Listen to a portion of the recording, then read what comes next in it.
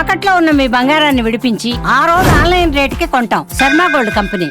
ఈ లోవ క్షేత్రంలో ఏదైతే ఇక్కడ ట్రాఫిక్ ఇబ్బందులు ఎటువంటి అవాంఛనీయ సంఘటనలు జరగకుండా ఇక్కడ 4వ ఆదివారం కావడం వల్ల భక్తులు అధిక సంఖ్యలో వచ్చే అవకాశం ఉన్నందున ఏదైతే ముగిసిన ఆదివారం ఉందో కొంచెం ట్రాఫిక్ ఎక్కువ ఇబ్బందులు పడినటువంటి దానిపైన ఇప్పుడు ప్రత్యేకంగా దృష్టి పెట్టి ఏదైతే మన రూరల్ సిఐ చెన్నకేశ్వరరావు గారు ఉన్నారో ఆయన ఉన్నారు మనతో. ఒకసారి మాట్లాడదాం. ఇక్కడ ఎలాంటి ఏర్పాట్లు చేశారు, భక్తులకు ఎలాంటి ఇబ్బందులు కలగకుండా ఎలాంటి అవాంఛనీయ సంఘటనలు జరగకుండా కూడా ఇక్కడ ఏర్పాట్లు చేయడం అయితే జరిగింది. ఒకసారి మాట్లాడదాం. సార్, ఇక్కడ ఈ ఆషాఢ మాసానికి సంబంధించి ప్రత్యేకించి ఈ భక్తుల రద్దీ ఎక్కువ కావడంతో ఏదైతే ఈ ట్రాఫిక్ కి చాలా అంతరాయం కలుగుతుందని ముందుగానే గమనించి ఇలాంటి ట్రాఫిక్ ఇబ్బందులు లేకుండా చేయడానికి మీరు ఎలాంటి ప్రయత్నాలు చేశారు?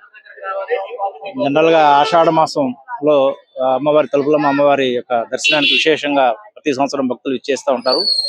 ఈ ఆదివారం లాస్ట్ ఆదివారం చూపించుకో 70,000కు పైగా భక్తులు వచ్చేసారు.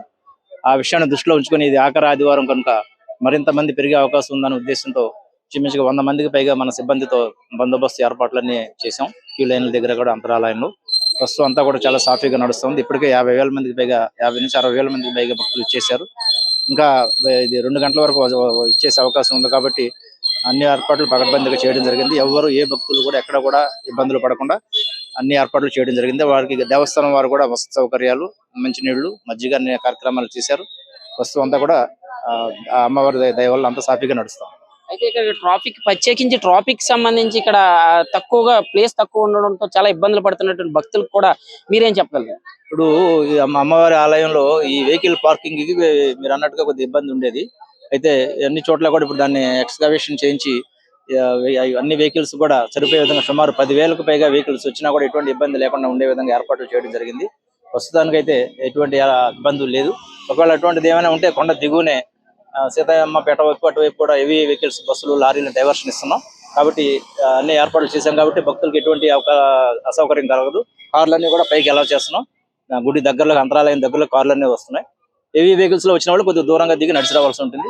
వాళ్ళు కూడా భక్తులు సహకరించవలసిందిగా కోరుతుంది. అయితే ఇక్కడికి సంబంధించి ప్రత్యేకంగా గుడి ఏదైతే ఉందో ఎక్స్టెన్షన్ కార్యక్రమంలో గుడి ఏదైతే గోపురం కట్టే కార్యక్రమంలో కూడా ఇక్కడ రోడ్డు కూడా ఎక్స్టెన్షన్ చేసి దీనికి సంబంధించి ఎక్కువ వెహికల్స్ అన్ని కూడా ఇక్కడ కొండ దగ్గరలోకి వచ్చి ఏదైతే వృద్ధులు ఉన్నారో వృద్ధులు నడవలేని పరిస్థితిలో ఉంటుంది. అయితే వాళ్ళ కోసం ప్రత్యేకించి ఇక్కడికి డైరెక్ట్ గా రోడ్డు కూడా పైకి వేయడం జరిగింది. దాన్ని ఎక్స్టెన్షన్ చేశారు. చాలా కార్లు కూడా ఇక్కడ పార్కింగ్ చేసే పరిస్థితి అయితే ఇక్కడ కనిపిస్తుంది. దీనివల్ల ట్రాఫిక్ తగ్గే ప్రయత్నం అయితే ఇక్కడ ఏదైతే పోలీస్ సిబ్బందే కాదు అయితే లోవ అధికారులే కాదు చేస్తున్నారు.